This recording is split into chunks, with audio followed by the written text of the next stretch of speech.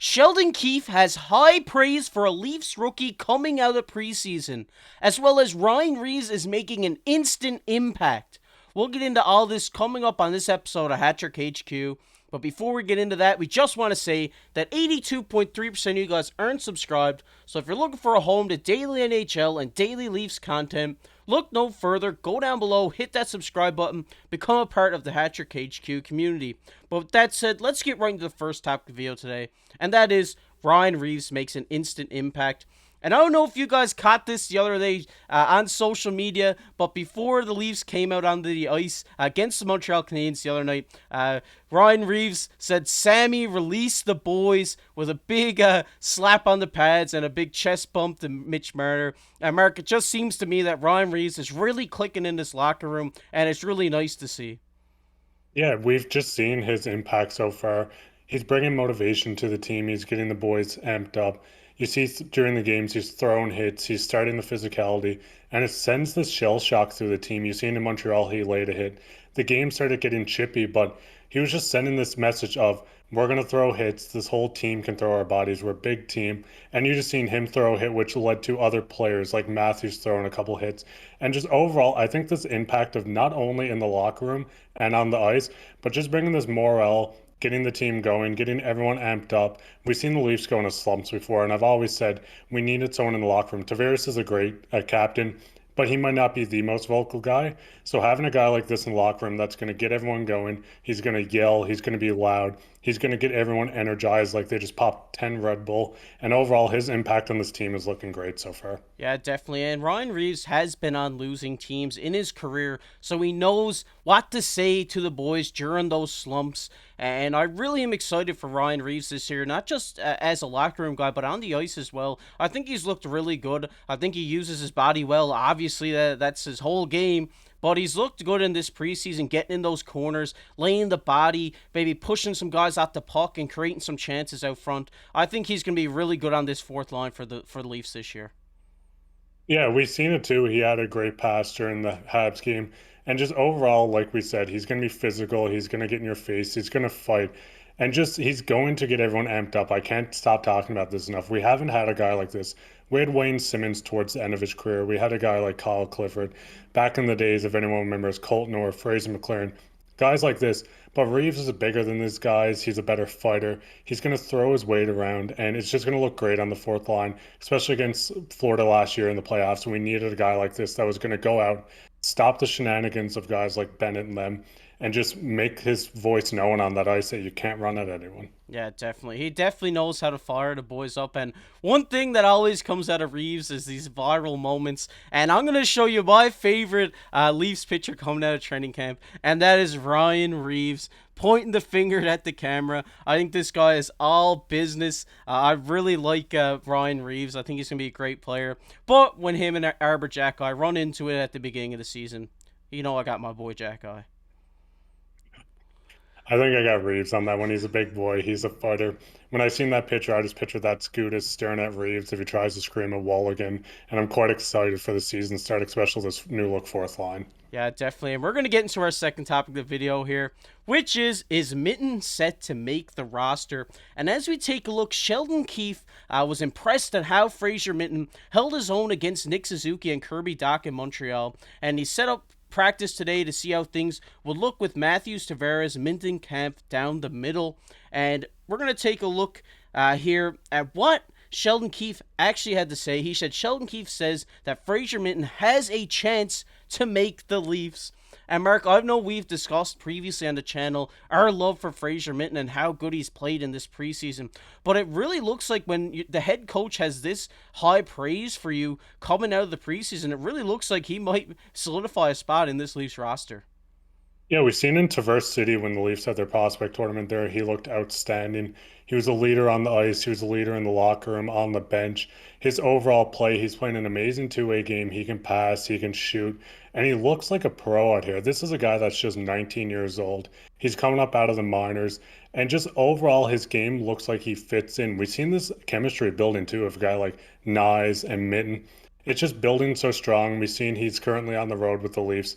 Cowan did stay back for a bit of development, but just a 19-year-old coming in, making this impact, impressing the Leafs, making the coach question if he belongs in this league. I think he does. I think at the minimum they give him the 9 day or 9 games so you don't burn his entry level contract. But I am almost certain that this guy starts on the third line for the Toronto Maple Leafs against Montreal in the opener next week. Yeah, I definitely had to agree with you, Mark. I might even go as far as saying they might keep this guy past the 9 games, honestly, because he's just looked that good. He uses his speed like to his advantage. He just bursts down the wing, bursts up center, and he got the good hands and a good shot. I think this guy's going to be a great player for the Leafs in the future. And I think if he gets a shot this season at like in the opener, like you said, I think he might solidify himself in this third line for the future. Yeah, and the big thing is too, we've seen Nylander start at center at the start of camp and into the preseason, and you can see that this guy's making such an impact that it's putting Nylander back on the wing. This is not just a, oh, we're going to put him there. He's hung around. He hasn't been sent down back to the WHL, and he's just making such an impact that something that they stated, we want Nylander at center, we want to try him, we want to see how this goes. They threw that out the window at the current moment. They trust this guy enough to run the third line center with a guy like Knies, just build this chemistry. And if he makes the impact, the first 9 games are going to be huge to watch, especially tonight's preseason game as well.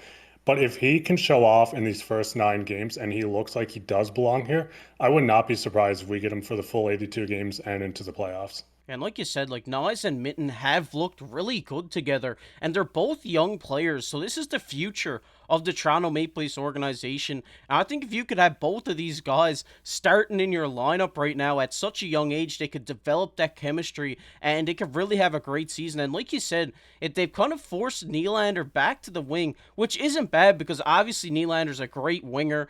He did play. I thought he played good at center as well, but I just think Fraser Minten played better.